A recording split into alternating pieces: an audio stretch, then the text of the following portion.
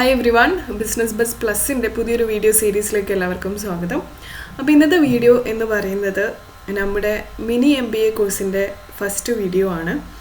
ഇത് ഓൺട്രപ്രനർ ആവാൻ ആഗ്രഹിക്കുന്നവർക്ക്, അതായത് സംരംഭകത്വത്തിലേക്ക് കടക്കാൻ ആഗ്രഹിക്കുന്നവർക്ക് ഹെൽപ്ഫുൾ ആവുന്ന രീതിയിലാണ് ഈ ഒരു കോഴ്സ് നമ്മൾ ഡിസൈൻ ചെയ്തിരിക്കുന്നത്. ഇതിന് വേണ്ട കണ്ടൻറ്റുകൾ നമ്മൾ എടുത്തിട്ടുള്ളത് കേരള സർക്കാരിൻ്റെ വ്യവസായ വാണിജ്യ വകുപ്പിൻ്റെ 2022-23 സാമ്പത്തിക വർഷത്തിൽ 1,00,000 സംരംഭങ്ങൾ ആരംഭിക്കുന്നതിൻ്റെ ക്യാമ്പയിൻ്റെ ഭാഗമായി തയ്യാറാക്കിയിട്ടുള്ള ഒരു കൈപ്പുസ്തകത്തിൻ്റെ അടിസ്ഥാനത്തിലാണ്.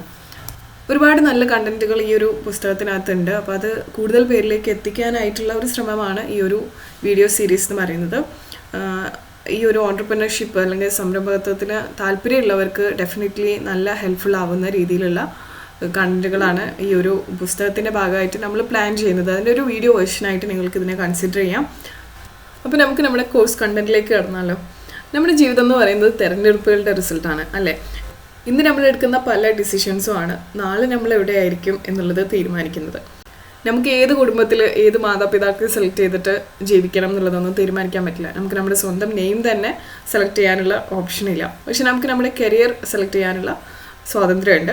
അപ്പോൾ കേരളത്തിൽ ഭൂരിഭാഗവും നമ്മുടെ കരിയർ ഏതെങ്കിലും ഒരു ജോലി ആവണം എന്നാണ് ആഗ്രഹിക്കുന്നത്. പക്ഷെ ചിലരാവട്ടെ അതൊരു സംരംഭമാവണം എന്ന് ആഗ്രഹിക്കുന്നവരുണ്ട്. ഇപ്പോഴത്തെ കണ്ടീഷനിൽ നമുക്ക് പറയുകയാണെന്നുണ്ടെങ്കിൽ കേരളീയ യുവത്വം കുറച്ചും കൂടി ഒരു സ്ഥിര വരുമാനമുള്ള ജോലി എന്നതിനപ്പുറത്തേക്ക് ഒരു സംരംഭകരാകാനായിട്ടുള്ള ഒരു ആഗ്രഹം പ്രകടിപ്പിക്കുന്നവരായിട്ട് നമുക്ക് തോന്നാറുണ്ട്. അപ്പോൾ ഈ ഒരു വീഡിയോയിൽ നമ്മുടെ സംരംഭകത്വത്തിൻ്റെ പ്രസക്തി എന്താണെന്നുള്ളത് നമുക്ക് നോക്കാം. അതായത് ഇമ്പോർട്ടൻസ് ഓഫ് ഓൺട്രപ്രനർഷിപ്പ് എന്താണെന്നുള്ളത് നമുക്കൊന്ന് നോക്കാം. അപ്പോൾ ഇതിൽ മെയിനായിട്ട് വരുന്ന 3 പോയിന്റ്സ് ആണ് നമ്മൾ ഈ ഒരു വീഡിയോയിൽ കവർ ചെയ്യാനായിട്ട് പോകുന്നത്. അപ്പോൾ സ്ഥിര വരുമാനമുള്ളൊരു ജോലി എന്നതിനപ്പുറം സ്വന്തമായി ഒരു സംരംഭം എന്നതിന് പ്രസക്തി ഏറെയാണ്. എന്നാൽ ഭൂരിഭാഗം മലയാളികൾക്കും എല്ലാ പരിപാടിയും നഷ്ടപ്പെടുമ്പോഴുള്ള അവസാനത്തെ അത്താണിയാണ് സംരംഭകത്വം എന്ന് പറയുന്നത്. നമുക്ക് തന്നെ അറിയാലോ, എത്രയോ പ്രവാസികളാണ് തിരിച്ചു വന്നിട്ട് നമുക്ക് എന്തെങ്കിലും സ്വന്തമായിട്ടൊന്ന് തുടങ്ങാം, അങ്ങനെ എല്ലാ കാര്യങ്ങളും ട്രൈ ചെയ്ത് അവസാനം നമ്മളെത്തുന്ന ഒരു ഓപ്ഷനായിട്ടും പലപ്പോഴും സംരംഭകത്വം മാറാറുണ്ട്. അപ്പോൾ എന്നാൽ അതിനും എത്രയോ അപ്പുറം മൂല്യമുള്ള ഒന്നാണ് സംരംഭകത്വം എന്ന് പറയുന്നത്. അപ്പോൾ ഒരാളൊരു സംരംഭകനായി മാറേണ്ടതിന് പ്രസക്തമായ 3 കാരണങ്ങളാണ് ഉള്ളത്. അപ്പോൾ അതിൽ ആദ്യത്തെ കാര്യം എന്ന് പറയുന്നത് വ്യക്തിപരമായ സാമ്പത്തിക ഉന്നമനത്വമാണ്. അതായത് നമുക്ക് കുറച്ചുകൂടി ഒരു ഉയർന്ന ഒരു ഫിനാൻഷ്യൽ സ്റ്റാൻഡേർഡ്സിലേക്ക് മാറുന്ന രീതിയിലേക്ക് നമുക്ക് ഓൺട്രപ്രനർഷിപ്പ് സഹായകരമാവും, ഗിവൺ ദാറ്റ് നമ്മളത് പ്രോപ്പറായിട്ട് ചെയ്യുന്നു എന്നതിലാണ് അതിൻ്റെ കാര്യം എന്ന് പറയുന്നത്. അല്ലെങ്കിൽ ഉള്ളതും പോകാനായിട്ടുള്ള സാധ്യതയും ഉണ്ട്. നമുക്കറിയാവുന്ന പോലെ തന്നെ അതിനും പോസിറ്റീവായിട്ടുള്ള വശമുണ്ട്, നെഗറ്റീവായിട്ടുള്ള വശമുണ്ട്. അപ്പോൾ ഇതിൻ്റെ പോസിറ്റീവായിട്ടുള്ള വശം എന്ന് പറയുന്നത് നമുക്ക് കുറച്ചും കൂടി ഇമ്പ്രൂവ്ഡ് ആയിട്ടുള്ള ലൈഫ് സ്റ്റൈൽ ഫോളോ ചെയ്യാനായിട്ട് സംരംഭകത്വം സാധിപ്പിക്കുന്നു എന്നുള്ളതാണ്. അപ്പോൾ ഒരിക്കലും ഒരു സർക്കാർ തലത്തിലോ അല്ലെങ്കിൽ ഒരു സ്വകാര്യ സ്ഥാപനത്തിലുള്ള ജോലിയോ കൊണ്ടോ ആർക്കും തന്നെ ഉയർന്ന ഒരു സാമ്പത്തിക നിലവാരത്തിലേക്ക് എത്തുവാൻ കഴിഞ്ഞുകൊള്ളുന്നില്ല. അപ്പോൾ മുന്തിയ വാഹനമോ അല്ലെങ്കിൽ ഉയർന്ന നിലവാരത്തിലുള്ള വീടോ ഉന്നതമായ ജീവിത സാഹചര്യങ്ങളോ ആണ് നിങ്ങളുടെ ലക്ഷ്യം എന്നുണ്ടെങ്കിൽ പോവേണ്ട പാത എന്ന് പറയുന്നത് സംരംഭകത്വത്തിൻ്റെ തന്നെയാണ്. ഇനി രണ്ടാമത്തെ കാര്യം എന്ന് പറയുന്നത് തലമുറകൾക്കായിട്ടുള്ള നിക്ഷേപം എന്ന രീതിയിൽ നമ്മൾ ഓൺട്രപ്രനർഷിപ്പിനെ അപ്രോച്ച് ചെയ്യുന്നതാണ്. അതായത് എത്ര വലിയ ഉയർന്ന ഉദ്യോഗസ്ഥനായാലും അവർ വിരമിക്കുന്ന സമയത്ത് തങ്ങളുടെ മക്കളെ ആ ഒരു സ്ഥാനത്തിലേക്ക് ഇരുത്തുവാനായിട്ട് സാധിക്കുന്നതല്ല.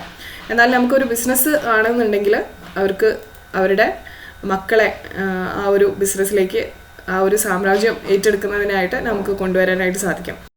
അപ്പോൾ തങ്ങളുടെ മാതാപിതാക്കൾ തുടങ്ങിയതായ ബിസിനസ് സാമ്രാജ്യം വിജയകരമായി നടത്തിക്കൊണ്ട് പോകുന്ന എത്രയോ സംരംഭകരുണ്ട് ഇവിടെ അല്ലേ. നമ്മുടെ മക്കൾക്കായിട്ടുള്ള നല്ലൊരു ഇൻവെസ്റ്റ്മെൻറ്റ് കൂടിയാണ് നല്ലൊരു സംരംഭകത്വം എന്ന് പറയുന്നത്. ഇനി മൂന്നാമത്തെ കാര്യം എന്ന് പറയുന്നത് നാടിൻ്റെ വികസനമാണ്. അതായത് ഒരു വ്യക്തി സംരംഭകനായി മാറുമ്പോൾ ഒന്നിലധികം പേർക്ക് തൊഴിൽ നൽകുന്നതിനപ്പുറം സംഭവിക്കുന്ന വേറൊരു കാര്യമാണ് ഒരു സംരംഭത്തിനെ അധികരിച്ചിട്ട് ചുറ്റും നിരവധി സംരംഭങ്ങൾ ആരംഭിക്കുവാനുള്ള സാധ്യത എന്ന് പറയുന്നത്. അതായത് ഇങ്ങനെയുള്ള അനുബന്ധ വ്യവസായ സ്ഥാപനങ്ങൾ ആരംഭിക്കപ്പെടുന്നത് കൊണ്ട് ഒരു സംരംഭം ആരംഭിക്കുന്ന വ്യക്തി ഒരു നാടിൻ്റെ മുഖച്ഛായ തന്നെയാണ് മാറ്റുന്നത്. അതായത് ഒരു ബിസിനസ് തുടങ്ങുന്നു, അതിനോട് റിലേറ്റഡ് ആയിട്ടുള്ള അല്ലെങ്കിൽ അതേപോലെ തന്നെയുള്ള മറ്റ് ബിസിനസ്സുകളും പലയിടങ്ങളായിട്ട് ഫോം ആവുന്നു എന്നുള്ളത് നമ്മുടെ നാടിനെ തന്നെ എക്കണോമിക് ഡെവലപ്മെൻറ്റിനെ ഹെൽപ്പ് ചെയ്യുന്ന ഒരു കാര്യമാണ്.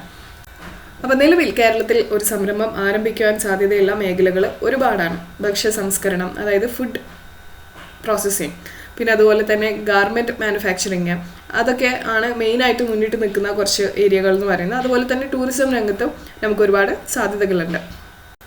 അപ്പോൾ ഇതൊക്കെയാണ് ഈ ഒരു ഇൻട്രൊഡക്ഷൻ അതുപോലെ തന്നെ ഇമ്പോർട്ടൻസ് ഓഫ് ഓൺട്രപ്രനർഷിപ്പ് എന്ന് പറഞ്ഞിട്ടുള്ള ഈ ഒരു സെഷനിൽ നമുക്ക് കവർ ചെയ്യാനായിട്ടുണ്ടായിരുന്നത്.